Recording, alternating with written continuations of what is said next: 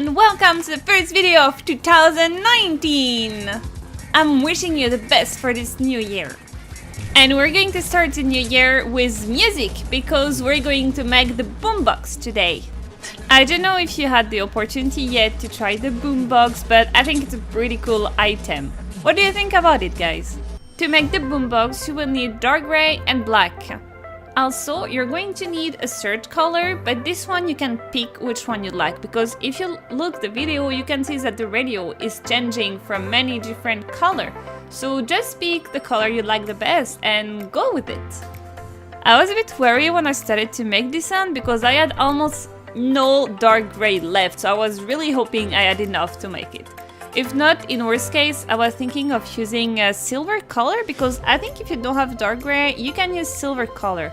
The reason why I don't want to use silver color is because it will look too much the same with the black one on the video and it will be hard for you guys to see.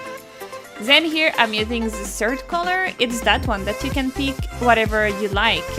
I think the radio goes from bright green to bright yellow, orange, pink, purple, so just pick a color and it will be good.